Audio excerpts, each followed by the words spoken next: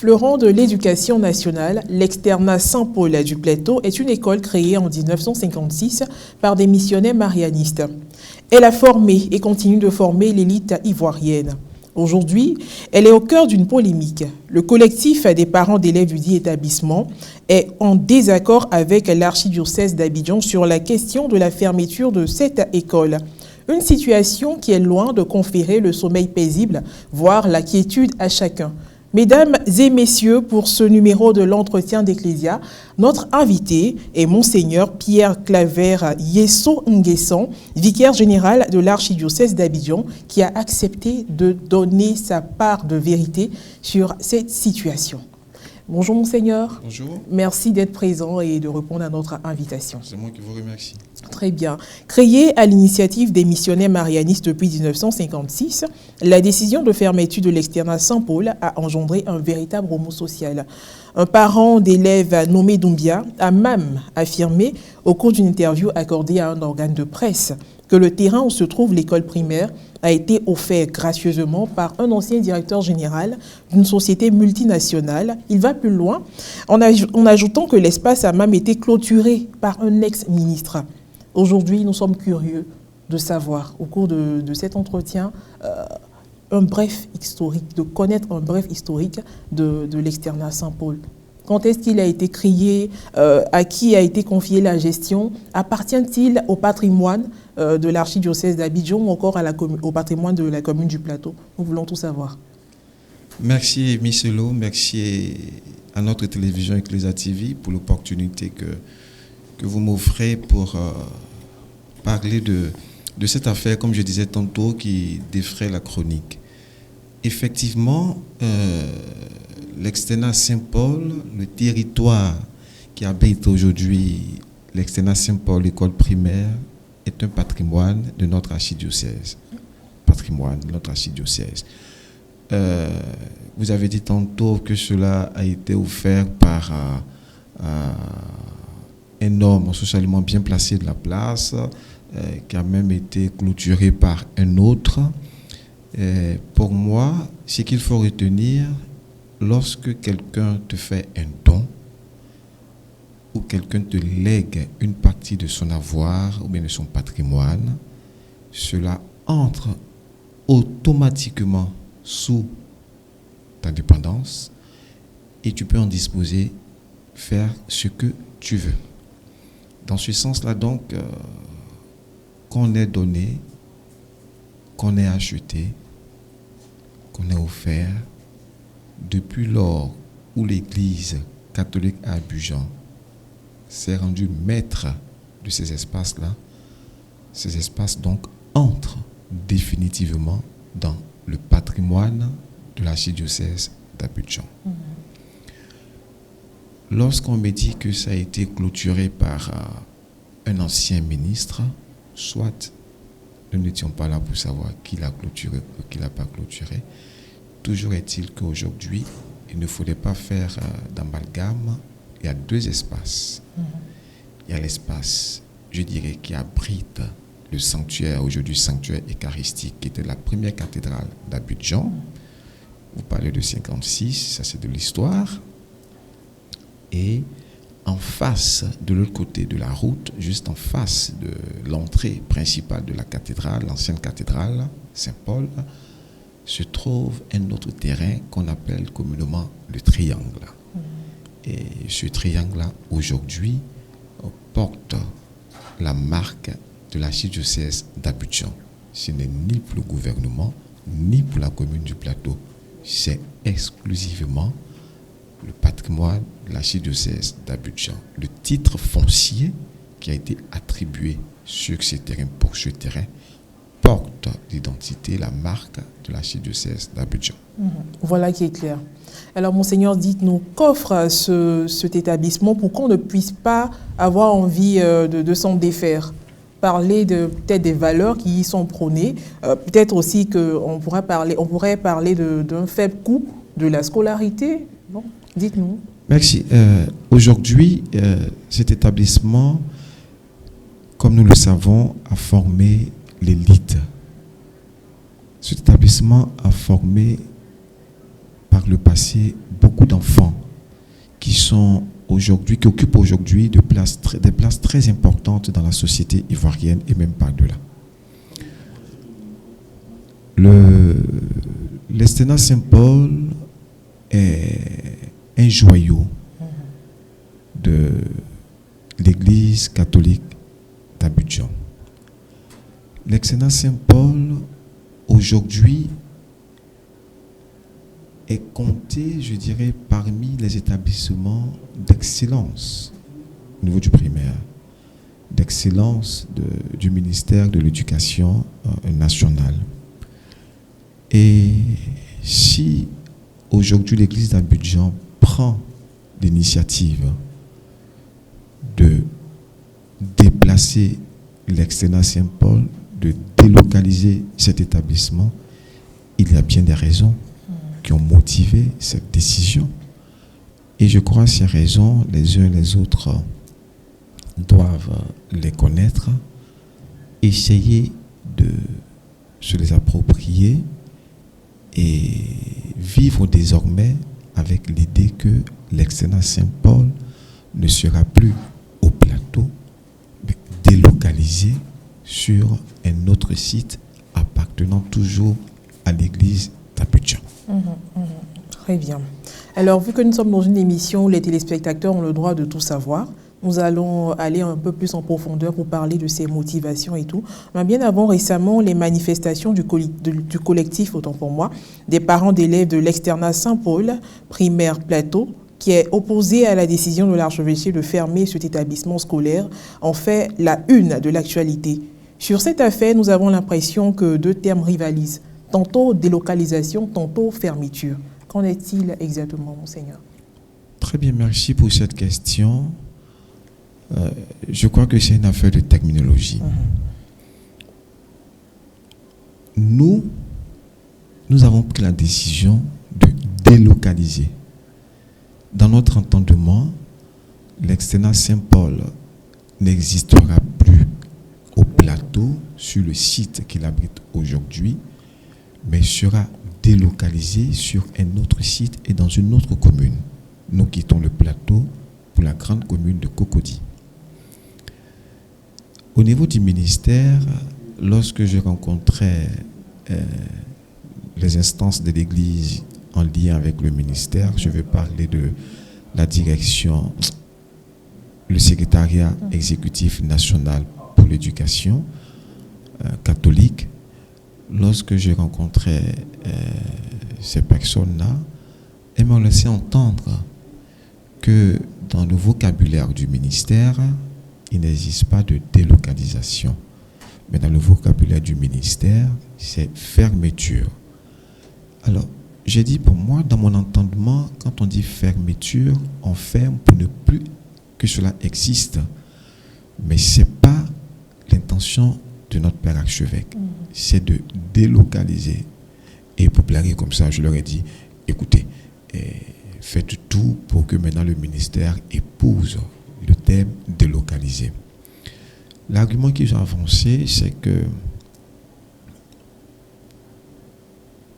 l'Externat Saint-Paul, dans la cartographie des établissements, a un numéro matricule en fonction de son emplacement.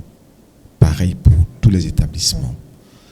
Alors, si on part de là, on n'ira pas avec ce numéro matricule, on n'ira pas avec l'identité de l'Externat Saint-Paul au plateau. Là-bas, on sera obligé de créer un autre, ou bien à avoir un autre numéro matricule. Alors, voici les raisons pour lesquelles le ministère parle de fermeture.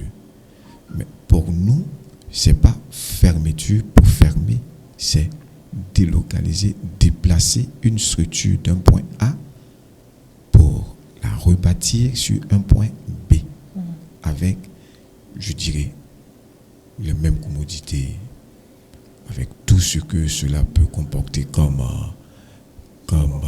je dirais, prestige et autres. Soit dit en passant, ce n'est pas le bâtiment qui fait le prestige, mais c'est la qualité des personnes Et c'est cette qualité des personnes qui fait le prestige de quelque chose, de cet établissement-là. C'est pas déplacer ce bâtiment n'enlève en rien la qualité du service, n'enlève en rien la notoriété qu'a Saint-Paul jusqu'à aujourd'hui. Nous voulons simplement déplacer pour un objectif bien précis, un objectif que nous nous sommes fixés et nous devons atteindre cet objectif-là. Parlons à présent du site de la Riviera Faya. Est-ce qu'une construction a déjà été élevée sur ce site? Très bien. Aujourd'hui, avec tout ce que nous observons, les bâtiments qui s'écroulent ça et là, ce phénomène a amené le ministère de la Construction à prendre une décision salutaire. Maintenant, pour pouvoir construire, il faut avoir, après les études faites, tout ça, il faut avoir le permis de construire. Ce sésame-là qui vous permet de construire. Nous avons déposé tous les papiers suivent leur cours pour que nous puissions avoir l'autorisation, le permis de construire.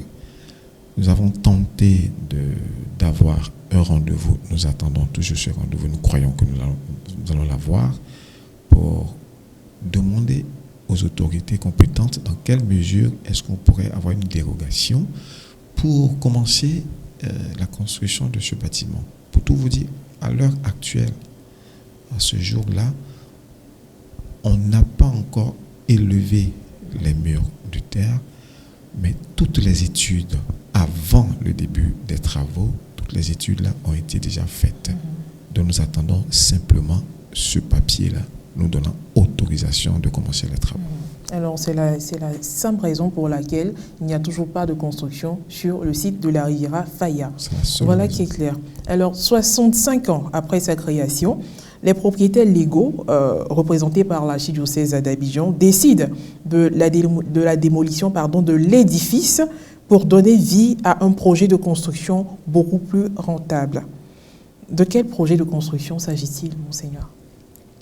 Nous avons mûri, bien sûr, sous la houlette de notre père archevêque, le cardinal Jean-Pierre Coutoin. Il nous a demandé, quand je dis nous, c'est le conseil diocésain pour les affaires économiques, dont je suis le vice-président, lui, il en est le président, de réfléchir et de trouver des ressources additionnelles pour que l'église d'Abidjan soit réellement autonome sur le plan financier. Pourquoi cette décision? Voyez, nous avons connu en Côte d'Ivoire deux crises fondamentales. La première, c'est la crise post-électorale, et la deuxième, la crise sanitaire dans laquelle nous sommes aujourd'hui. Ces deux crises-là ont montré la fragilité des finances du diocèse, parce que jusqu'à ce jour, le diocèse d'Abidjan ne vit que des quêtes. Pour l'heure, ne vit que des quêtes. C'est vrai que Monseigneur l'archevêque, arrivé à Abidjan, a pris sur lui d'investir. Mais lorsqu'on investit, il y a un temps pour que l'investissement entre en production. Alors, en plus de ce qui était déjà fait, les plantations que nous avons ça et là, le patrimoine immobilier que nous avons ça et là, il nous demande de chercher encore. Et dans cette recherche-là, nous lui avons proposé ceci. Il serait mieux que ce que nous avons aujourd'hui au plateau soit utilisé autrement. Des propositions ont été faites et discussion après discussion, nous sommes tombés d'accord. D'accord pour démolir l'existant et reconstruire quelque chose de plus attrayant, quelque chose de plus présentable. Et bien sûr, lorsque on reconstruit quelque chose de plus beau, on met les moyens qu'il faut, le prix à la location suit. Et nous nous sommes dit que tout cela peut aider l'archidiocèse d'Abidjan à tendre vers son autonomie au niveau financier. Donc là, construire sur ce site-là des appart-hôtels, construire des magasins, construire une galerie marchande pour entrer un peu dans la modernité. Aujourd'hui, au plateau, tout se calcule au mètre carré.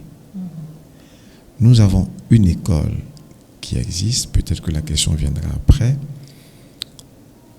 mais en termes de rentabilité, après les études, on se dit que la scolarité que nous affichons, c'est que les parents payent, mais tous ne payent pas. Après calcul, on se dit que cela n'est pas rentable.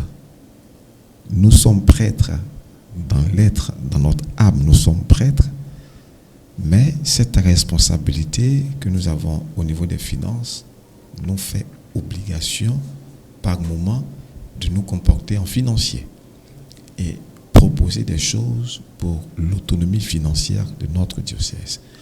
Alors, c'est dans la proposition que nous avons fait. Nous avons émis l'idée de construire ces appart-hôtels, ces grands bureaux, cette galerie marchande, avec le coût qu'on va afficher. Au final, le coût qu'on va afficher, qui nous aideront à joindre, je dirais, les deux bouts. Je parlais tout à l'heure de la crise. Vous voyez, lorsqu'il y a eu cette crise post-électorale, l'archevêque a réuni son presbytérium et nous a présenté la situation. Et il s'est trouvé que, en regardant ce que les fidèles donnent aux messes, parce que qui dit crise dit récession partout, hein, le fidèle donne ce qu'il peut.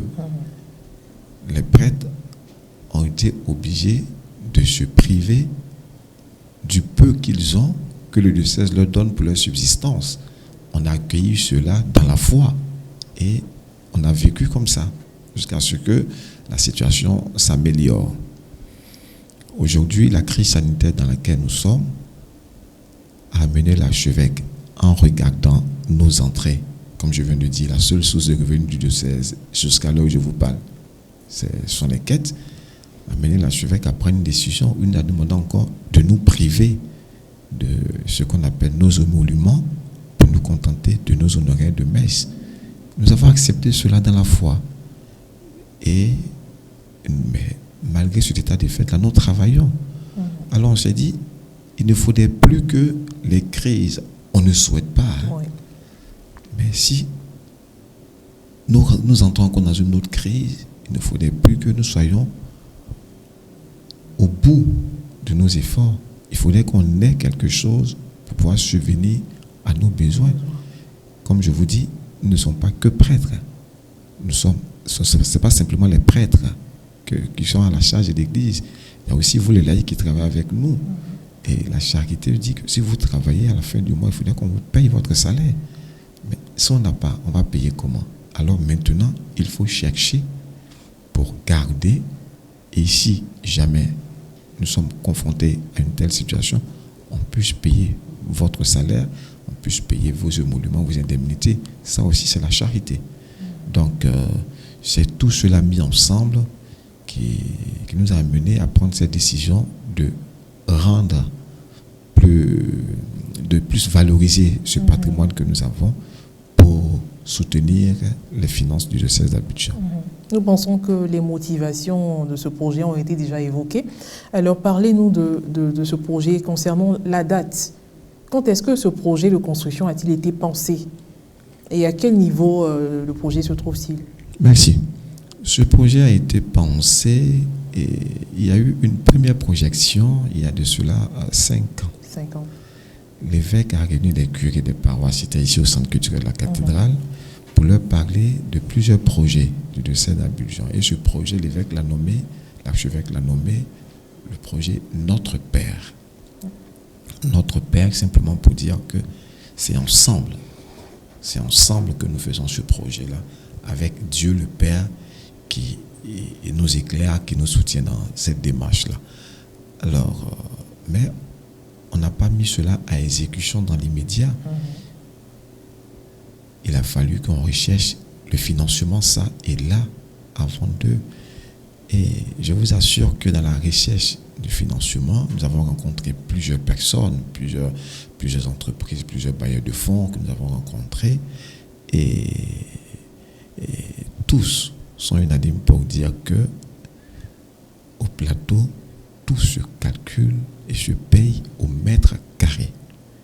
L'école qui est présentement sur ce site-là affiche une scolarité par élève de 250 000 francs. 250 000 francs, 250 000 francs, scolarité. À l'heure actuelle. À l'heure actuelle, nous sommes en 2021, au plateau. C'est vraiment du social. Vraiment du social. Et sur le site actuel, il y a des chambres d'hôtel entre guillemets, des chambres où ceux qui veulent se reposer, ceux qui sont de passage à Abidjan pour 1 ou 2 jours peuvent résider. Et ces chambres d'hôtel-là, tenez-vous bien, à 15 000 francs au plateau. Nous avons des magasins qui existent actuellement autour du CAM, là, pour ceux qui connaissent bien le CAM. Ces magasins-là vont de 30 000 à 100 000 francs au plateau. Alors, tout cela vu l'un dans l'autre, on dit c'est vraiment du social. Vraiment du social.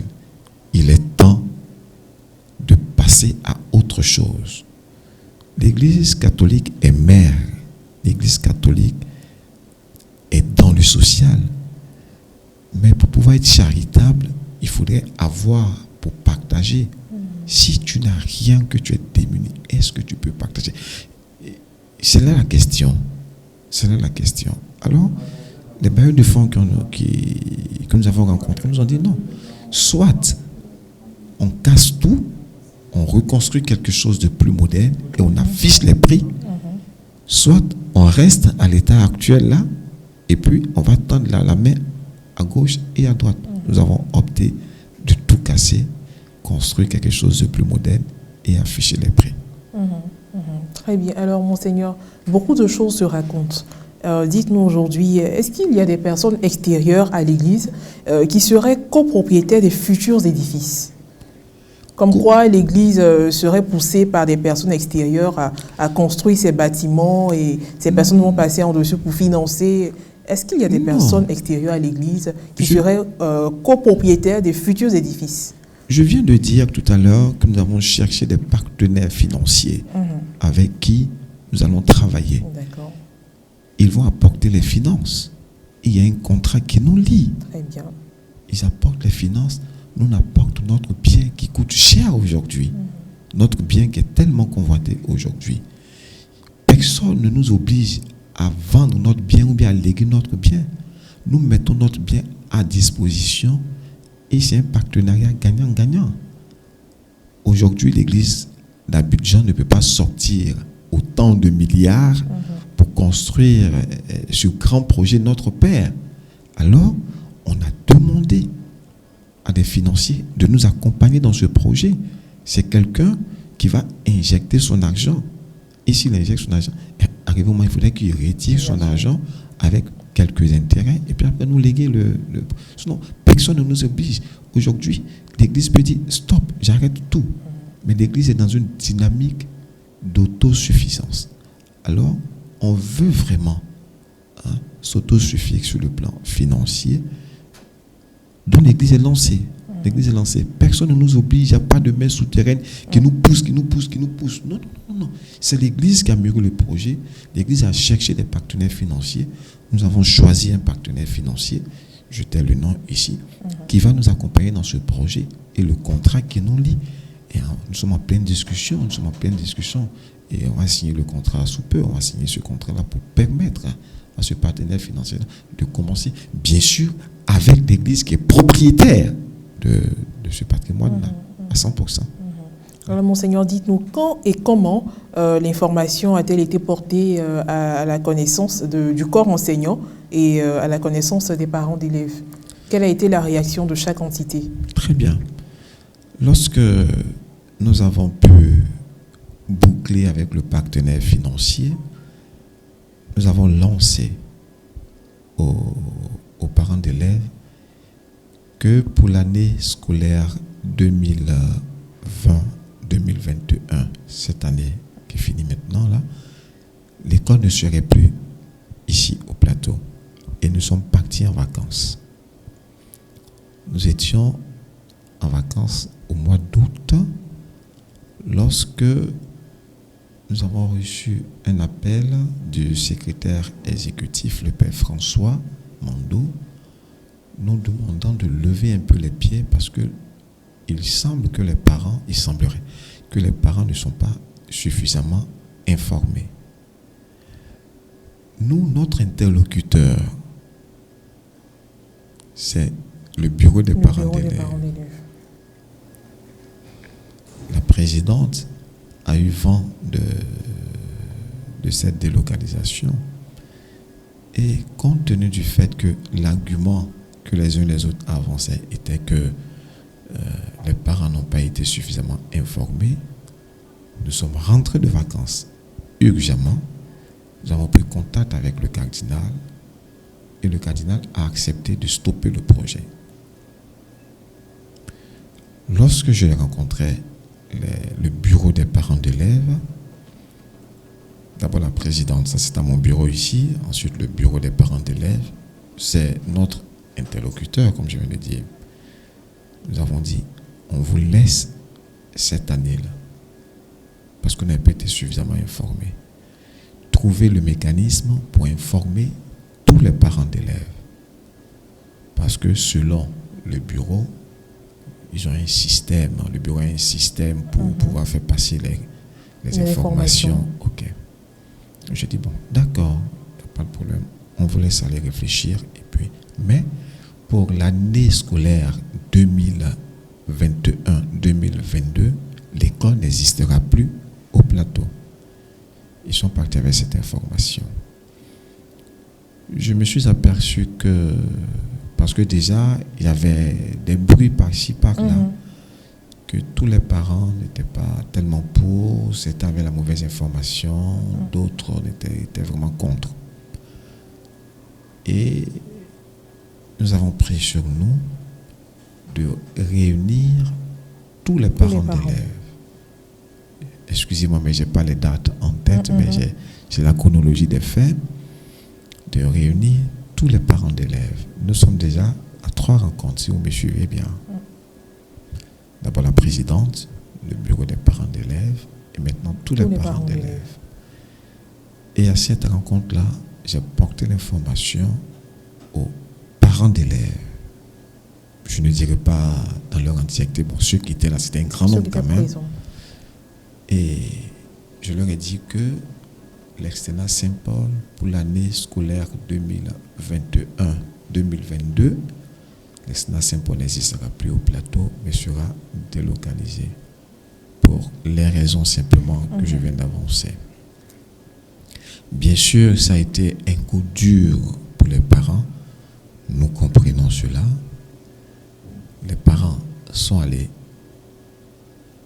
je ne sais pas, je ne dis pas réfléchir, ils ne sont pas partis réfléchir, mais ils sont allés et ils se sont concertés, chercher à revenir nous voir.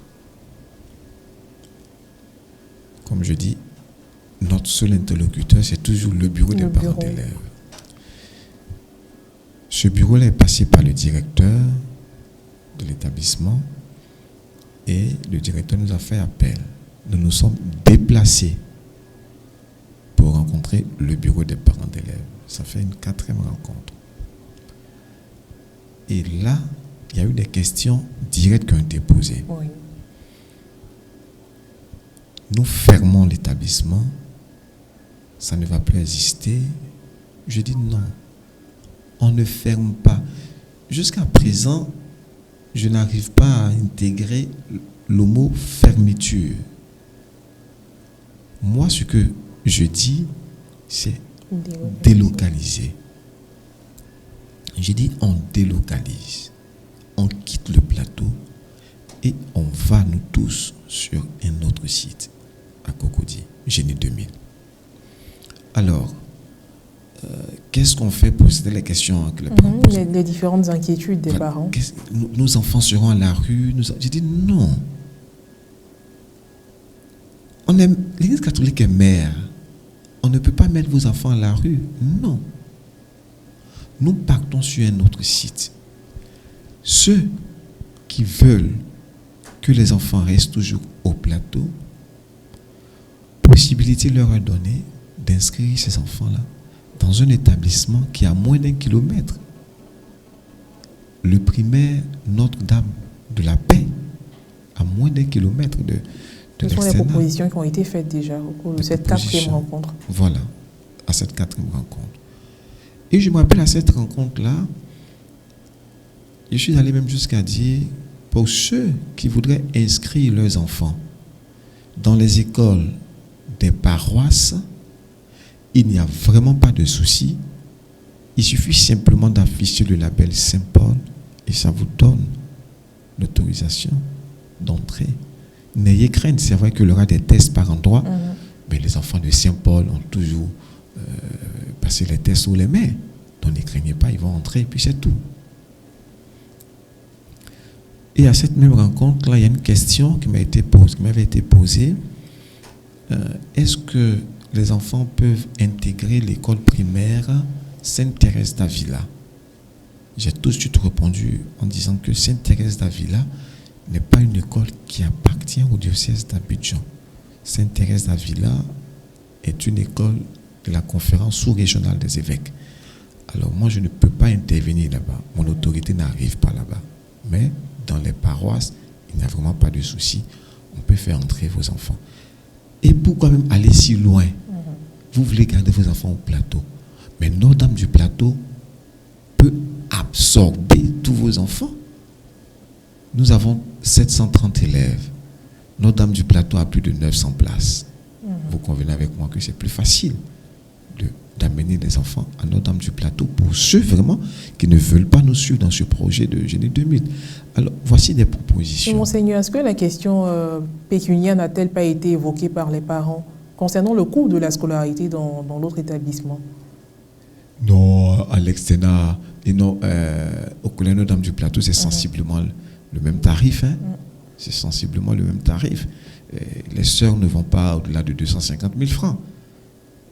Nous sommes au plateau, hein? Nous ne vont pas au-delà de 250 000 francs. Je ne veux pas citer des établissements qui ont le label catholique aujourd'hui, des établissements à partenariat. Quand il dit à partenariat, c'est des établissements construits par des laïcs, mais qui affichent une scolarité dans les quartiers hors du plateau, plus de 250 000 francs. Hein? Alors, pour les parents, au cours de tous ces entretiens-là, ce que j'ai pu observer, c'est que ils ont mal que l'établissement quitte le plateau parce qu'ils y travaillent. C'est plus facile pour eux de venir avec les enfants le matin et le soir de repartir. Ce sont les raisons. Je respecte leurs raisons, mais qu'ils respectent aussi nos raisons qu'on avance pour dire, nous avons été partenaires jusqu'à aujourd'hui, mais aujourd'hui, là, dans ce partenariat-là, nous perdons. Nous perdons. L'idée de déplacer l'établissement n'a pas été la première idée. Hein. C'était de reconstruire l'établissement au plateau. Ah oui. De reconstruire l'établissement au plateau. Mais ceux qui nous accompagnent financièrement nous ont fait savoir que reconstruire l'externat au plateau allait nous amener à augmenter la scolarité. Là, je vous parle de 250 000 francs.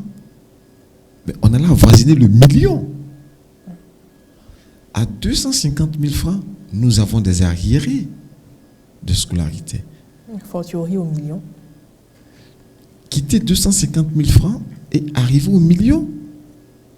Je ne veux injurier personne, mais je me dis dans la logique, s'il y a 250 000 francs, on a autant d'arriérés. Ce n'est pas arrivé au million qu'on va avoir des arriérés. On me dit c'est une autre catégorie de parents d'élèves que nous allons avoir. C'est-à-dire les plus nantis inscriront les enfants là-bas. Mais l'Église n'est pas dans cette logique-là. On veut compter aussi avec ceux qui sont moins nantis. Si on voulait simplement nous remplir les poches, on aurait construit le Sénat Saint-Paul encore au plateau et puis affiché une scolarité de 1 million, 1 million 200. Les parents les plus nantis allaient inscrire leurs enfants, mais et ceux qui ne peuvent pas. Après, c'est pour tirer encore boulet rouge sur nous pour dire, mais on a construit une école de riches, maintenant l'église est d'accord avec les riches, l'église exclut les pauvres et autres. Alors, on dit, bon, tous ensemble, on se déplace. Là-bas, où on va afficher une scolarité qui ne sera plus de 250 000 francs là, donc c'est clair, on va monter, ça va plus de 250 000 francs, mais là-bas, on se dit, avec cette scolarité qu'on va afficher, c'est bon, les parents pourront quand même payer. Et tenez-vous bien, lorsqu'on a dit ça sur la route cardinale, qu'on allait quitter partir de 250 000 francs au million, il a dit non, il ne peut pas accepter cela. Il ne peut pas accepter cela. De trouver un autre mécanisme. Et c'est après quoi qu'on lui a dit, non, Seigneur, d'accord, l'autre mécanisme que vous nous demandez de chercher, nous l'avons déjà trouvé. C'est de délocaliser cet établissement-là pour l'amener sur un autre site. Il a dit d'accord, on y va. Alors, l'idée n'est pas venue comme ça. Il y a eu plusieurs négociations, plusieurs réunions, jusqu'à ce qu'aujourd'hui on prenne cette décision-là, qui, ma foi, est salutaire pour l'Église catholique à Abidjan. Nous allons revenir aux parents d'élèves, mais avant, Monseigneur, parlons du corps enseignant. Comment ce corps enseignant a-t-il pris cette annonce? Comment les échanges se sont faits avec le corps enseignant? Parce qu'on n'a entendu aucun bruit. Il n'y a eu aucun bruit du côté des enseignants qui sont même salariés de cet établissement et tout ça. Oui, comment les choses se sont faites? Non, les enseignants, on n'a pas discuté, on leur a apporté la nouvelle. On a dit aux enseignants, commencez à dire aux parents de vos apprenants que l'année prochaine, l'école n'existera plus au plateau, mais l'école sera déplacée à Genève 2000. Donc vous, soyez le relais de ce que nous disons aujourd'hui pour que les parents soient informés. Le corps enseignant n'a pas manifesté parce que chaque fin de mois, le corps enseignant a son salaire. Le corps enseignant a son salaire. Aujourd'hui, pour faire, excusez-moi de faire cette digression-là,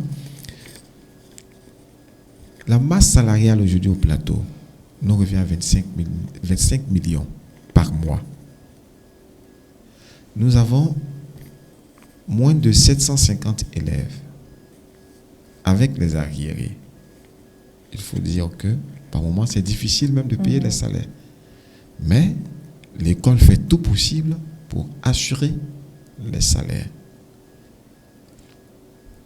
Aujourd'hui, figurez-vous que quand on parle d'école catholique, nous ne voyons pas simplement le plateau. Le diocèse d'Abidjan est un grand diocèse. Nous allons jusqu'en zone rurale. Est-ce que vous savez qu'il y a des écoles catholiques en zone rurale qui ont été fermées? Simplement parce qu'on n'arrivait pas à payer les salaires des enseignants. Dans la douleur, Monseigneur a dû prendre cette décision-là, je dis bien dans la douleur, pour que ces écoles-là soient fermées. Ces enseignants ont été redéployés dans des écoles autonomes. Mais il a laissé des écoles qui font corps avec l'histoire du diocèse d'Abidjan. L'école catholique de Memni, l'école catholique de Oglo-Apo. Voici deux localités où sont passés les premiers missionnaires. Parce que dans l'histoire de l'Église d'Abidjan, il fallait qu'on laisse quand même ces écoles-là qui nous rappellent beaucoup de choses. Mais là-bas, la scolarité, 35 000 francs. Alors que le directeur À Memni, il a un salaire de 250 000 francs. À Oulapo, pareil. Sans compter les enseignants qui ont des salaires de 200 000, 180 000 et autres. Quand on fait la somme de la scolarité, ça n'arrive même pas à payer les salaires des instituteurs. Alors nous nous sommes dit, ce que nous avons de plus cher, il faut mieux exploiter cela, bien exploiter cela, pour soutenir ces écoles en zone rurale, où là-bas les parents difficilement payent la scolarité. Soutenir ces enseignants qui là-bas aussi font du 100%. On a dit à Monseigneur, c'est mieux de construire une école quelque part ici, où nous allons afficher une scolarité, je ne sais pas, mais une scolarité assez conséquente, pour soutenir dans un esprit de communion, dans un esprit de péréquation, pour que l'enseignant affecté à Saint-Paul, l'enseignant affecté à la Riviera, l'enseignant affecté à Memni, à Oulapo, à Tingue, à Niama, ait le minimum nécessaire, c'est-à-dire son salaire au moins, à temps, pour pouvoir subvenir aux besoins de sa famille. Ça aussi, c'est la charité. C'est la charité. Alors les uns et les autres devaient comprendre ça comme ça. Ce n'est pas simplement l'externat Saint-Paul, mais il faut se dire que l'externat Saint-Paul doit aussi soutenir les écoles dans un esprit de péréquation, de charité, les écoles qui n'en peuvent pas. Bien. Nos recherches nous ont permis de découvrir que le mercredi 21 avril 2021, le collectif des parents d'élèves de l'externat Saint-Paul du Plateau a animé une conférence de presse au cours de laquelle plusieurs affirmations ont été faites par la voix de son porte-parole, Philippe Kako. Par exemple, il a expliqué qu'avant l'entame de l'année scolaire 2020-2021, vous avez informé au cours d'une réunion le bureau des parents d'élèves de la délocalisation de l'externat Saint-Paul primaire du Plateau de son site actuel à un site à la Riviera Faya dès la rentrée d'octobre 2020-2021. Et que la raison d'une telle délocalisation était essentiellement d'ordre infrastructurel, le site du Plateau n'offrant plus les commodités nécessaires à une formation de qualité. Monseigneur, vous reconnaissez-vous dans ces faits, dans ces dits? Je laisse surtout au niveau du motif. Je laisse à Kako la responsabilité de ses propos. Et je dis, même quand on va battre son chien, il faudrait qu'on reconnaisse qu'au moins il nous a sauvé la vie un jour. Ce que je me rappelle avoir dit, aujourd'hui, quand on regarde la structure de l'établissement, en fonction de ce que nous a rapporté notre architecte maison, que vous connaissez très bien, le Père Blanchard, ces structures-là ne répondent pas aux normes demandées par le ministère. Aux normes. Ça n'a rien à voir avec la qualité de l'enseignement. Ça n'a rien à voir. Ne répond pas aux normes. Parce que selon ce qu'il nous a dit, la chance, c'est que on n'a jamais été confronté à un drame. Mais si jamais il y a un incendie, l'évacuation par les pompiers sera très difficile en voyant le nombre des enfants, parce qu'il n'y a pas beaucoup d'ouverture. Le jour où le Père Blanchard nous a dit ça en pleine réunion, j'ai dit, ouf, gloire à Dieu. Parce que Dieu nous a protégés jusqu'à ce jour-là. Mais si aujourd'hui, Dieu a ouvert notre esprit pour qu'on puisse prendre nos responsabilités quant à la sécurité de ces enfants-là, c'est aussi une grâce que Dieu nous a accordée. Et il est temps de mieux protéger ces enfants. Ça, ce développement-là, je me rappelle l'avoir fait. Mais pas la qualité de la formation. Mais en quoi est-ce que le bâtiment... Non, on voit des enfants qui étudient avec la lampe tempête et puis aujourd'hui qui deviennent des personnalités dans ce pays, qui ont étudié la lampe tempête, qui deviennent des personnalités dans ce pays. Et des enfants même qui étudient dans une chambre climatisée qui sont nuls. Ça n'a rien à voir. C'est la volonté de l'enfant et la performance, la qualité de l'enseignement que l'enfant reçoit, les deux ensemble qui font que l'enfant réussit à son examen. Et ce n'est pas le bâtiment, non. Donc, je retourne la question. En quoi est-ce que le bâtiment peut contribuer à la réussite de l'enfant? Non. Toujours au cours de la même conférence de presse, le porte-parole des parents d'élèves a relevé que le motif réel de la délocalisation de l'école leur a été donné au cours de la dernière réunion. Selon le conférencier, vous auriez affirmé que l'Église catholique est en proie à d'énormes difficultés financières, a décidé de raser l'école et de faire construire un grand centre commercial pour générer des fonds importants.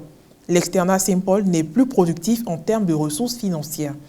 Aussi, que l'ensemble des parents d'élèves auraient mandaté le bureau des parents d'élèves auprès de l'archevêché d'Abidjan pour lui présenter des propositions alternatives et que malheureusement, aucune suite à leur demande d'audience n'a été donnée. Monseigneur, qu'en est-il? Avez-vous déjà refusé une audience au bureau des parents d'élèves? Jamais. Et là, j'ai posé la question à M. Kako et à ses camarades qui sont venus nous voir. C'était la 5e rencontre. Et ça, nous l'avons eu dans les bureaux annexes de l'archevêché. Je dis, vous qui êtes là, qui dites que j'aurais refusé un rendez-vous, dites-moi à quel moment quelqu'un m'a téléphoné directement ou à mon assistante ou même au standard de l'archevêché et nous avons refusé. À quel moment? Dites-moi. Ils étaient là tout ébahis. J'ai dit non. C'est très facile de dénigrer. Mais donne-moi les preuves. Aucun rendez-vous n'a été demandé pour dire qu'on a refusé. Le seul courrier qui a été adressé par le collectif, qui, en passant, n'est pas notre répondant, parce que notre répondant, c'est le bureau des parents d'élèves.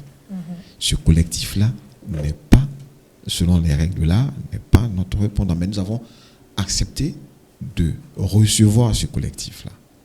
Voici aussi notre bonne foi. On pouvait dire comme ça que non, on ne vous reconnaît pas, on reconnaît le bureau des parents d'élèves. On a accepté de recevoir ce collectif-là. Et ce jour, le collectif avait en présence de lui, le vicaire général, chargé de l'enseignement, le directeur diocésain de l'enseignement catholique, le directeur de la procure, le sous-directeur de la procure, le vice-économe et l'architecte maison le père Blanchard. Et tout ce pacte de prêtres là pour leur recevoir ce collectif. Et ce jour-là, le courrier que le collectif a brandi, c'est le collectif qui a écrit à notre père archevêque, le cardinal. Et le cardinal, dans sa réponse, a dit, pour cette question, prenez contact avec Monseigneur Pierre Claver. Voilà. C'est le seul courrier que nous avons reçu. C'est le seul courrier. On n'a jamais refusé une audience ou bien un rendez-vous. On n'en a jamais fait. Alors le dire, vraiment, c'est pas charitable. C'est pas charitable. Je ne vais pas poursuivre sur cette lancée. Bon, bref. Maintenant, aujourd'hui, moi, je peux affirmer que la scolarité que nous affichons à Saint-Paul, en regardant les parents d'élèves droit dans les yeux, dit que ce n'est pas suffisant. Si nous voulons tendre vers l'autonomie financière du diocèse, nous avons un patrimoine qui peut nous faire avoir gros pour soutenir la pastorale. Alors ce patrimoine-là, on veut mieux l'exploiter pour soutenir la pastorale. J'ai parlé d'évoquer les deux crises tout à l'heure. Si ces écoles étaient très rentables, mais l'église d'Abidjan allait évoluer. Et aujourd'hui, quand on parle de l'église catholique en Côte d'Ivoire, on cite Abidjan en premier, parce que tout le monde est à Abidjan. Tout le monde travaille à Abidjan. Et l'idée de notre père archevêque, c'est pas mettre les prêtres d'Abidjan dans dans l'aisance totale, dans l'opulence, non. Mais c'est d'avoir beaucoup pour pouvoir partager et soutenir la pastorale au niveau national, dans un esprit d'église, dans un esprit de communion. Le Fonds national catholique est d'ailleurs une preuve à cela. Une preuve à cela. Et lorsque notre père archevêque, en regardant simplement les thèmes de l'année, et il dit à ses prêtres, il n'est pas normal que le prêtre d'Abidjan vive mieux que le prêtre de Korogo, mais le prêtre d'Odiéné. Il dit, vous êtes prêtres ensemble. Et moi, je partage entièrement cette vision. Aujourd'hui, au CAM, il y a les bureaux, je vais répondre à votre question tout à l'heure, il y a les bureaux qui relèvent de la conférence des évêques catholiques de Côte d'Ivoire. Je vais parler des bureaux des OPM, des œuvres, de l'éducation catholique, un quatrième bureau là. Mais dans le projet de l'évêque, c'est de reconstruire des bâtiments modernes et redistribuer le bureau, redonner quelques bureaux à la conférence des évêques pour poursuivre la mission. Voilà où on se situe. Voilà où on se situe. Mais ce que j'entends ça et là, je me dis non.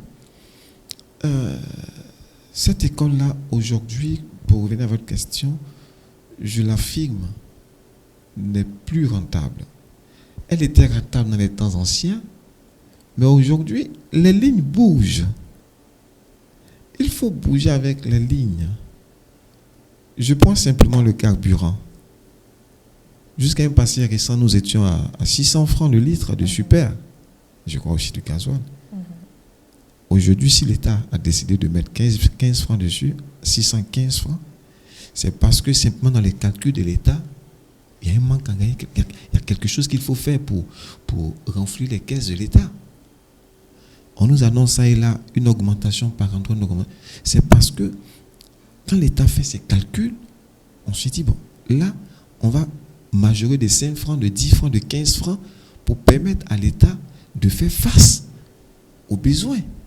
C'est pareil pour l'Église. C'est pareil pour l'Église. On se dit, Saint-Paul aujourd'hui, avec ses scolarités de 250 000 francs, ne peut pas nous aider à aller de l'avant. Sauf que on la déplace.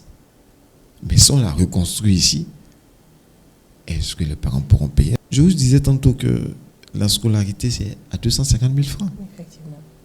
Mais là, en tournant simplement la page comme ça, je vois qu'à ce jour, il y a un élève qui doit 315 000 francs. Faites vous-même la déduction. Je vois un autre qui doit 380 000 francs. Alors que nous fichons par an une scolarité de 250 000 francs. Ça veut dire que cet élève-là, depuis un certain nombre d'années, traîne des arriérés. Mais ce n'est pas pour autant que cet élève est dehors. Hein. Cet élève suit les cours. Et l'instituteur est payé. On ne va pas faire une retenue de salaire sur ce qu'on nous devons donner à l'instituteur. Non, si on fait ça devant on va contre la loi là. Il peut nous poursuivre. Mais nous payons. Nous payons avec quoi? Nous payons avec quoi? En 250 000 francs. Si c'est difficile, ce n'est pas à 1 million que ça va être possible. Alors, nous allons déplacer cela et faire faire une autre activité sur ces sites-là qui sera plus rentable pour l'Église. Et si l'Église d'Abidjan est solvable, si l'Église d'Abidjan a plus de moyens, alors l'Église d'Abidjan pourra facilement aider les diocèses de l'intérieur à booster aussi la pastorale. Ça aussi, c'est l'esprit d'Église. Et aujourd'hui, pour vous dire, je veux pas... une petite comparaison, Miss Eno.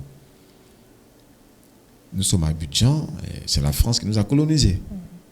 Quand nous prenons l'archidiocèse de Paris, que je veux comparer à l'archidiocèse d'Abidjan, mais l'archidiocèse de Paris, c'est vrai qu'il y a la crise sanitaire.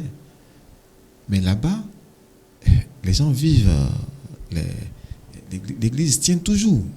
L'Église tient toujours. Pourquoi? Mais Voici des diocèses qui, depuis longtemps, ont compris que l'Église ne doit pas simplement vivre des quêtes. Et qui ont investi. Et là-bas, quand tu prends un appartement appartenant à l'archidiocèse de Paris, mais il faut payer le prix que cela. Il faut payer. Mais on ne dit pas, mais c'est l'église. Non. Et parce que là-bas, les gens payent honnêtement, l'église vit. Je vais plus loin. Dans la ville éternelle, Rome. Mais quand on prend Saint-Pierre de Rome, la basilique Saint-Pierre de Rome, mais tout ce qui est autour de la basilique Saint-Pierre de Rome, ces grands bureaux de la basilique Saint-Pierre de Rome, ces appartements, ces grands biens qui appartiennent au Vatican, mais les gens ne donnent pas dedans gratuitement. C'est de l'argent que les gens payent. Et cela permet à l'église de Rome de vivre. Ça permet à l'église de Rome de vivre. Mais aujourd'hui, c'est important que nous tendions tous vers l'autonomie. Alors, acceptons d'avancer. Pourquoi rester là et puis vouloir toujours tendre la main? Vous, les chrétiens, vous n'êtes pas fatigués de ces affaires de deuxième quête, troisième quête, construction de ceci, construction de cela. Imaginez un seul instant que tous ces bâtiments nous donnent assez d'argent. Que l'église, l'évêque d'Abidjan prend un décret comme ça pour dire à partir de aujourd'hui dans mon diocèse, ces affaires de quête impérée. Les quêtes impérées, ça c'est des quêtes obligatoires pour qu'on envoie des structures bien déterminées. Quêtes impérées, je vais parler des quêtes de Saint-Pierre apôtre, l'évangélisation, des nœuds de Saint-Pierre et autres, ça c'est les quêtes impérées. Mais quête spéciale, chantier de l'archidiocèse d'Abidjan. Mais ça ne vous plairait pas qu'un jour l'évêque d'Abidjan prenne cette décision pour dire je supprime cette quête de toujours les premiers dimanches du mois, chantier de l'archidiocèse d'Abidjan? Ça va vous plaire? Dire, ouf, enfin, on n'entend plus parler de ça. Et là, on n'a pas commencé le projet, mais l'évêque a déjà pris la décision. Il dit ça le fatigue. Ça fait de toujours première quête, premier dimanche du mois, quête spéciale, que ça le fatigue. Il a déjà pris la décision de supprimer pour l'année pastorale à venir cette quête spéciale que nous faisons chaque dimanche, chaque premier dimanche du mois, et trouver des moments assez importants par endroit pour faire une bonne fois pour toutes ces quêtes-là. Alors, ça peut vous dire. Nous sommes en train de chercher les voies et moyens pour vous aussi les laïcs, vous faciliter la tâche pour que vous puissiez respirer quand même et faire des économies pour vous occuper de vos enfants. Alors, entrons dans cet esprit-là et puis suivons simplement l'église d'Abidjan et au finish, nous serons tous heureux. À la vue des pancartes des parents d'élèves lors des manifestations, la première personne pointée du doigt est son éminence Jean-Pierre Cardinal Coutois. Comment réagit-il face à tout cela, à cette situation? Surtout que les tout-petits sont impliqués, ces enfants-là bondissent des pancartes où il y a des messages inscrits à l'endroit du prélat. C'est extraordinaire, quoi. Il lit tout ça, il suit ces événements-là dans le silence et la prière. Il suit ces événements, comme je venais de dire, dans le silence et dans la prière. On ne peut plus faire marche arrière. Il ne faudrait pas que les parents manipulent leurs enfants. Qu'ils laissent les enfants affronter simplement. Mettre les enfants au centre de tout ça. C'est vrai, ça peut toucher la fibre sensible de l'évêque d'Abidjan. Mais, excusez-moi de le dire, l'évêque d'Abidjan n'est pas assez fou pour mettre ses enfants à la rue. Pour aller contre l'avenir de ses enfants. Il n'est pas assez fou pour faire cela. En donnant le top départ pour la réalisation de ce projet, ce grand projet de notre Père, comme je viens de dire, par ma voix, ce que je dis, ça ne vient pas de moi. On a travaillé avec lui. On a mûri la question ensemble.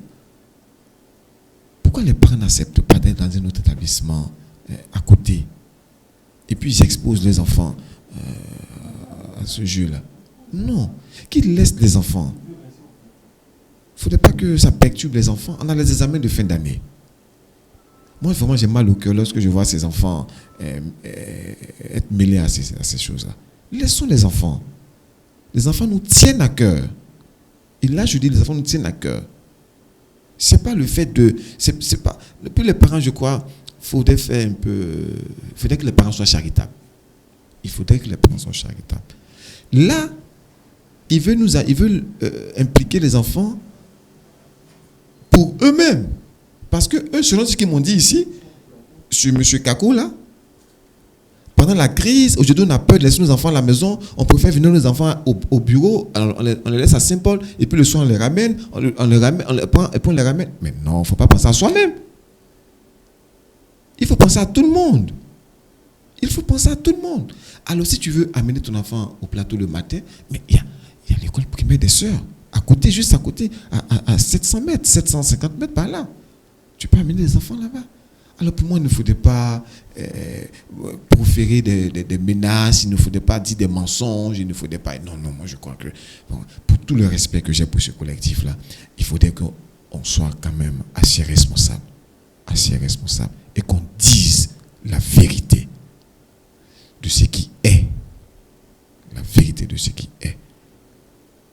Misseno, excusez-moi.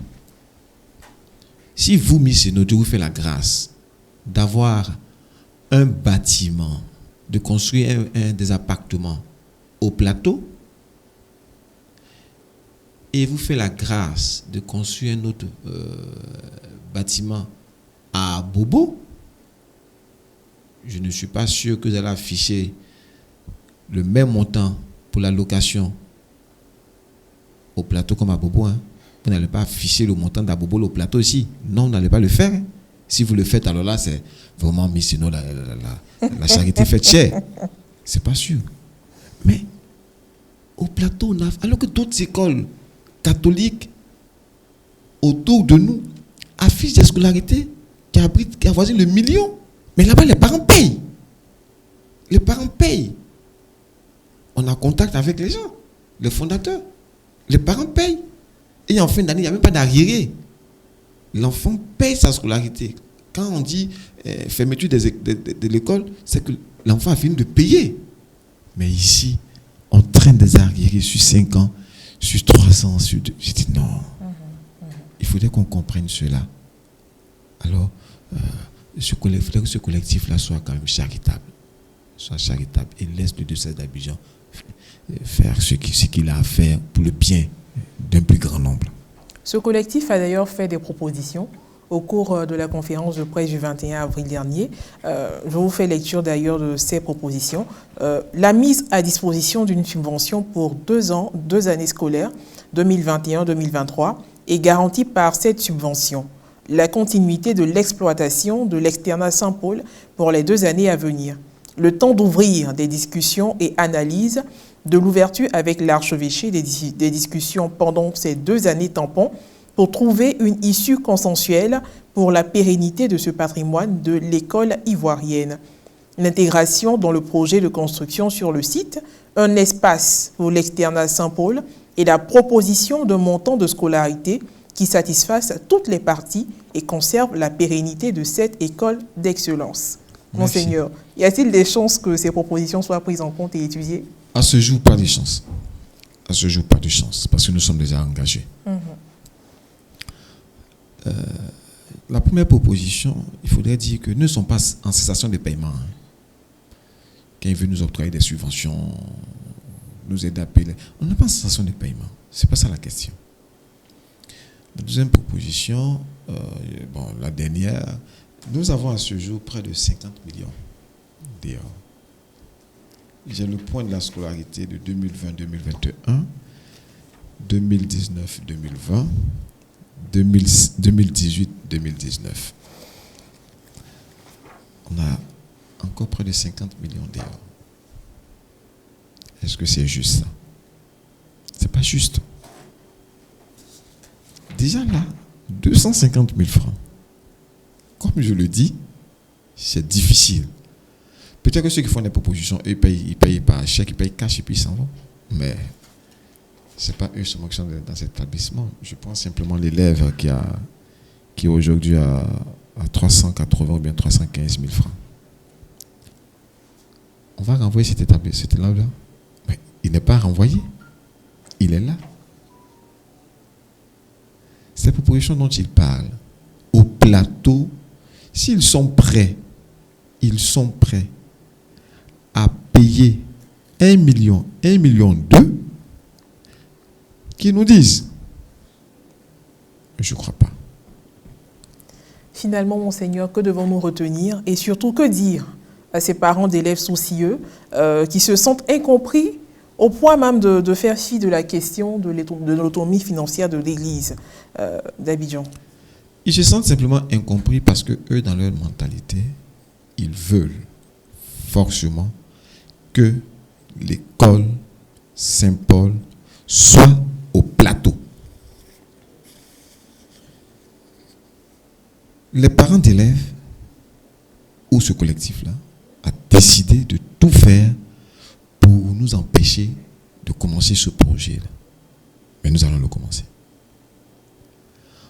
Nous leur disons que ce qui fait la qualité et ce qui fait la renommée de cet établissement, ce n'est pas le bâtiment, mais c'est la qualité de la formation. Et nous partons avec cette qualité-là ailleurs. Alors qu'ils comprennent cela une fois pour toutes. Quand ils parlent de faire des propositions pour ceci, pour cela, vous voyez, il n'y a pas longtemps, dans ma réflexion, je disais comme ça, la cathédrale d'Abidjan, pendant la crise, a été frappée. Et la cathédrale d'Abidjan coulait, n'est-ce pas? Et l'archevêque d'Abidjan a pris sur lui de lever une cotisation sur toutes les paroisses pour refaire la cathédrale, la toiture. Oui. Les chrétiens ont donné beaucoup d'argent. Beaucoup d'argent. 42 millions, c'est beaucoup. Mais qu'est-ce que 42 millions pour une réflexion qui a dépassé 2 milliards 300 millions.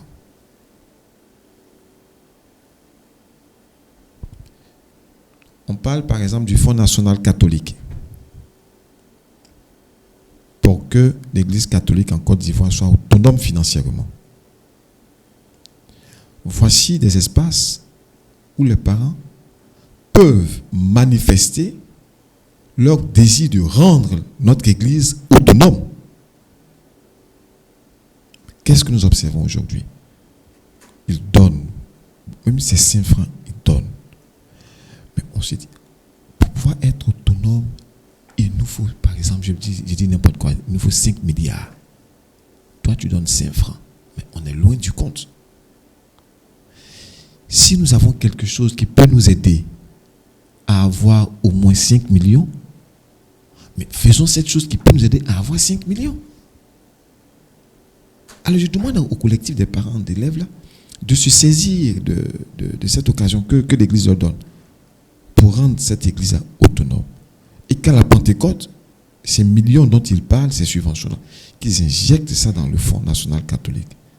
Lorsque nous verrons au Fonds national catholique, soit dit en passant, je suis le secrétaire national du Fonds national catholique, lorsque on fera le point avec le président du conseil d'administration, Monseigneur Bessi, qu'on se rende compte que nous sommes passés de 500 millions à 2 à 3 milliards.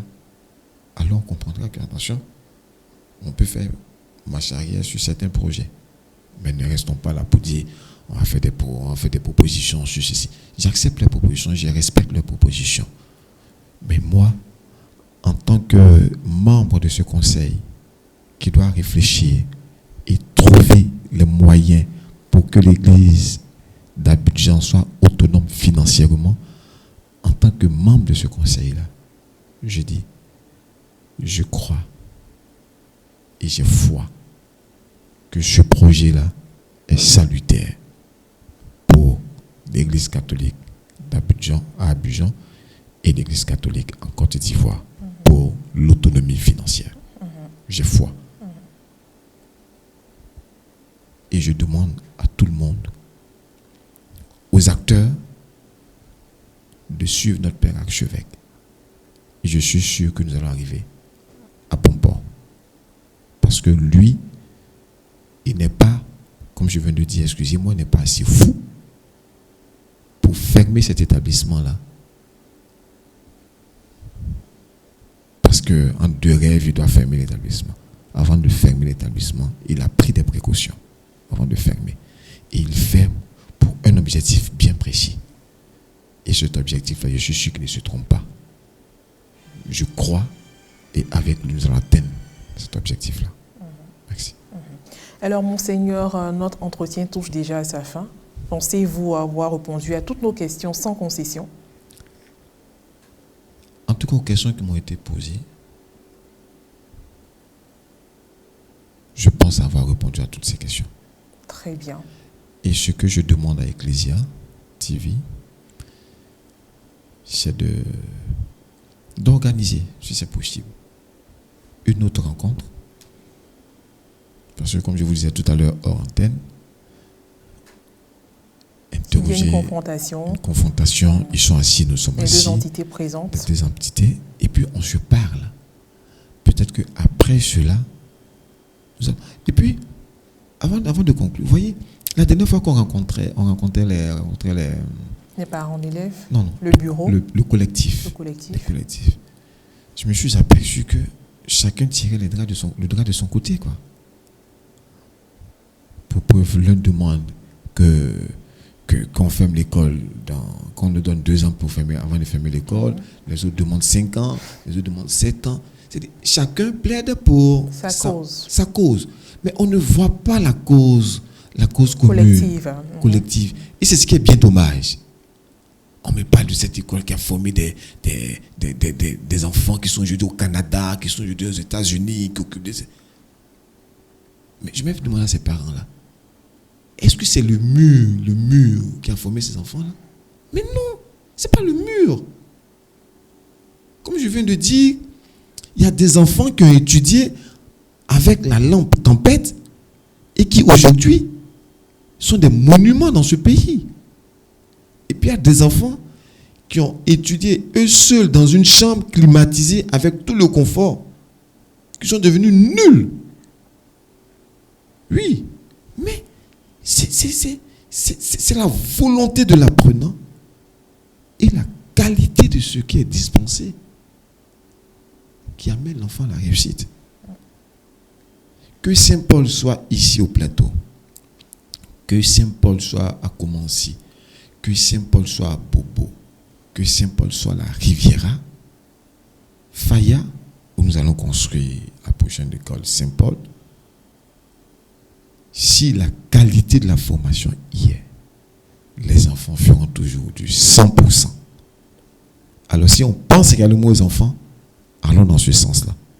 Mais si on pense à soi-même, dire que je vais venir le matin avec mon enfant, déposer mon enfant, le soir le ramener à la maison, alors je comprends la logique, quoi.